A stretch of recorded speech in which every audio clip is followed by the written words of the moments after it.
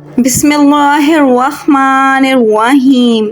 پیارے نبی رسول پاک صلی اللہ علیہ وآلہ وسلم اور حضرت خدیجہ کی شادی کا واقعہ بہت ہی دلچسپ اور دل کو چھو لینے والا ہے۔ جیسے ہی نبی پاک حضرت محمد صلی اللہ علیہ وآلہ وسلم نے اپنی جوانی میں قدم رکھا تو آپ کے اخلاق اور ایمانداری کی عرب کے لوگ مثال دینے لگے، اور عربوں میں آپ کی عزت بڑھتی چلی گئی، اور مکہ میں آپ کی ایمانت اور دیانت کی وجہ سے آپ کو امین کہہ کر پکارا جانے لگا تھا۔ آپ کا یہ لقب بہت مشہور ہو گیا تھا۔ جیسے ہی رسول اللہ اپنی جوانی کی عمر میں آئے تو آپ کے چاچا ابو طالب کی توقع آپ پر بڑھنے لگی، تو ابو طالب نے فرمایا، اے بھتیجے، میں ایک بہت ہی غریب آدمی ہوں، کافی عرصے سے خشک سالی کا دور چل رہا ہے، کوئی ایسا ذریعہ نہیں کہ اپنا کام چلا سکیں، اور نہ ہی ہماری کوئی تجارت ہے۔ ایک تجارتی قافلہ شام جانے والا ہے، اس میں قریش کے لوگ شامل ہیں۔ قریش کی خاتون خدیجہ بنت خیل شام کی طرف اپنا سامان بھیجا کرتی ہیں۔ جو بھی شخص ان کا سامان لے کر جاتا ہے وہ شخص اپنی اجرت ان سے طے کر لیتا ہے۔ اگر آپ ان کے پاس جاؤ اور ان کا مال لے جانے کی پیشکش کرو تو ضرور وہ اپنا مال آپ کو دے دیں گی، کیونکہ آپ کی ایمانداری کی شہرت ان تک پہنچ چکی ہے۔ آپ کے چچا نے فرمایا کہ میں یہ پسند نہیں کرتا کہ آپ شام کی طرف جاؤ، کیونکہ یہودی آپ کے دشمن ہیں، لیکن اس کے علاوہ ہمارے پاس اور کوئی چارہ بھی نہیں۔ یہ فرما کر آپ کے چچا خاموش ہو گئے۔ جب حضور پاک نے فرمایا کہ ممکن ہے کہ وہ عورت خود ہی ہمارے پاس کسی کو بھیجے، یہ بات حضور پاک نے اس لیے کہی کہ اس وقت مکہ میں حضرت خدیجہ رضی اللہ تعالیٰ عنہ کو ایک ایماندار شخص کی ضرورت تھی۔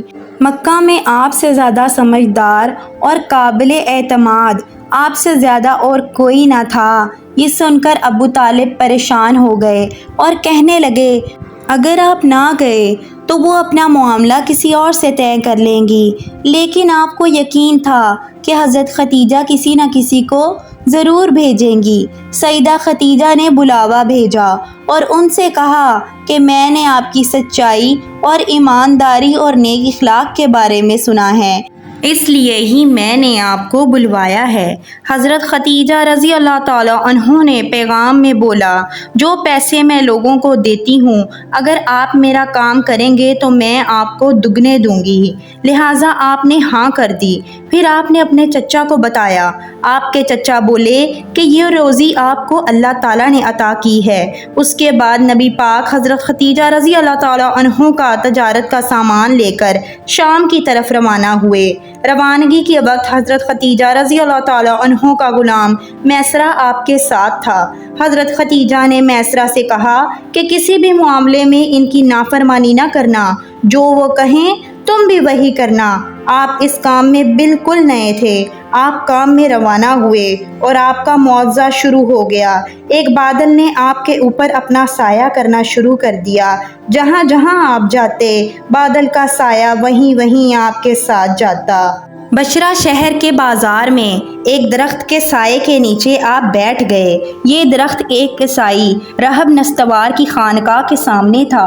اس رہب نے میسرہ کو دیکھا تو خانقاہ سے باہر نکل آیا۔ اس وقت اس نے پیارے نبی صلی اللہ علیہ وآلہ وسلم کو دیکھا۔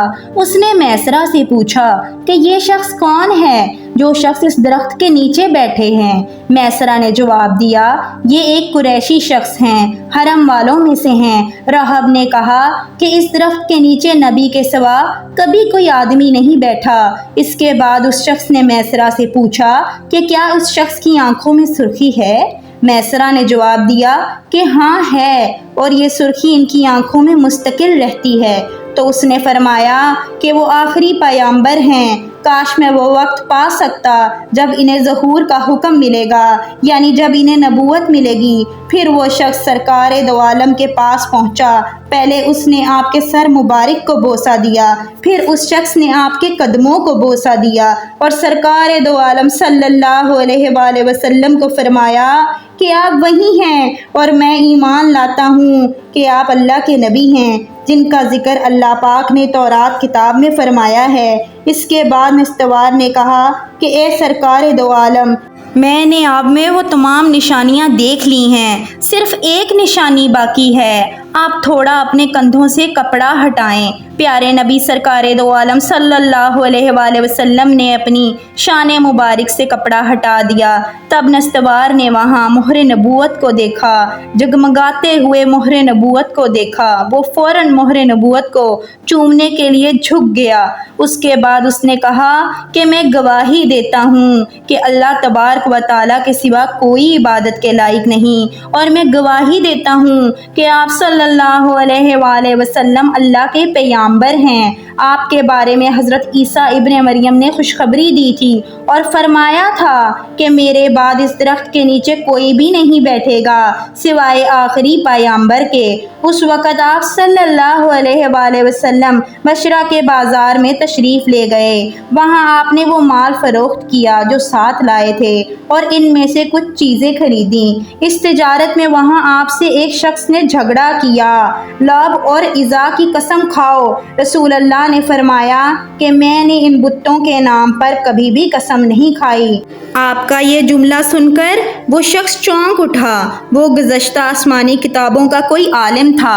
اس نے کہا کہ میں آپ کو پہچان گیا ہوں۔ اس کے بعد آپ نے میسرہ سے الگ ملاقات کی اور ان سے کہا کہ یہ نبی ہیں، یہ وہی ہیں جن کا ذکر ہماری کتابوں میں ہے۔ میسرہ نے یہ ساری باتیں ذہن نشیں کر لی۔ راستے میں ایک اور واقعہ پیش آیا۔ سیدہ خدیجہ کے 2 اونٹ بہت ہی تھک گئے تھے اور چلنے کے قابل نہ رہے۔ ان کی وجہ سے میسرہ قافلے سے پیچھے رہ گیا۔ نبی پاک قافلے کے اگلے حصے میں تھے۔ میسرہ ان اونٹوں سے پریشان ہو گیا اور دوڑ کر نبی پاک صلی اللہ علیہ وآلہ وسلم کو اپنی پریشانی بتانے کے لیے گیا۔ آپ اس وقت دونوں اونٹوں کے پاس تشریف لائے۔ آپ نے ان دونوں اونٹوں کی کمر پر ہاتھ پھیرا تو اونٹ اس وقت کھڑے ہو گئے اور بالکل ٹھیک ہو گئے۔ اونٹ اس قدر تیز چلے کہ قافلے کے اگلے حصے میں پہنچ گئے۔ قافلے والوں کو اس بار اتنا نفع ہوا تھا جتنا پہلے کبھی نہ ہوا تھا۔ میسرہ نے جب یہ دیکھا کہ پیارے نبی جب اونٹ پر ہوتے تھے تو ایک بادل آپ کے سر پر سایہ کرتا تھا۔ یہ تمام معجزے دیکھ کر میسرہ کے دل میں ان کی محبت گونج اٹھی اور ایسا لگا کہ جیسے وہ آپ کا غلام ہو گیا ہو۔ پیارے نبی قافلے سے پہلے ہی حضرت خدیجہ کے گھر پہنچے۔ اس وقت حضرت خدیجہ کچھ عورتوں کے ساتھ بیٹھی ہوئی تھی۔ اس وقت حضرت خدیجہ نے دیکھا کہ آپ پر بادل سایہ کیے ہوئے ہیں اور دوسری عورتوں نے بھی یہ منظر دیکھا۔ اس کے بعد رسول اللہ نے تجارت کا سارا خرید و فروخت کا معاملہ حضرت خدیجہ کو بتایا۔ اس بار پہلے کی نسبت دگنا منافع ہوا تھا۔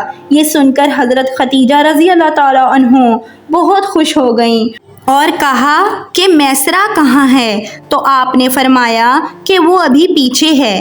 حضرت خدیجہ نے کہا کہ آپ جلدی سے جائیے اور میسرہ کو لے کر آئیے۔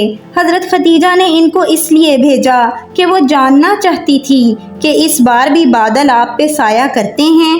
پیارے نبی جیسے ہی روانہ ہوئے تو آپ اپنے مکان کی چھت کے اوپر چڑھ کر سارا منظر دیکھنے لگیں۔ اس وقت بھی آپ کے اوپر ایک بادل نے سایہ کیا ہوا تھا۔ رسول اللہ صلی اللہ علیہ وآلہ وسلم میسرہ کو لے کر حضرت خدیجہ کے پاس پہنچے۔ حضرت خدیجہ نے میسرہ سے کہا کہ میں نے دیکھا ان پر بادل سایہ کیے ہوئے تھے، کیا تم نے بھی ایسا منظر دیکھا ہے؟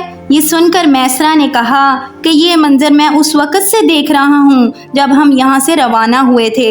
اور میسرہ نے وہاں کے تمام معجزات حضرت خدیجہ رضی اللہ تعالیٰ عنہ کو بتائے۔ یہ سن کر حضرت خدیجہ نے آپ کو طے شدہ اجرت سے 2 گنا زیادہ دیا۔ اس کے بعد حضرت خدیجہ اپنے چچا زاد بھائی ورقہ بن نوفل سے ملیں۔ یہ پچھلی کتابوں کے عالم تھے۔ سیدہ خدیجہ نے جو کچھ خود دیکھا تھا اور جو کچھ میسرہ سے سنا تھا وہ سب اپنے چچا زاد بھائی کو کہہ سنایا۔ ورقہ بن نوفل یہودیوں کے مذہب سے تعلق رکھتے تھے۔ اس سے پہلے وہ یہودی تھے۔ حضرت خدیجہ رضی اللہ تعالیٰ عنہ کی باتیں سن کر ورقہ بن نوفل بولے، خدیجہ اگر یہ باتیں سچ ہیں تو سمجھ جاؤ کہ محمد اس امت کے آخری نبی ہیں۔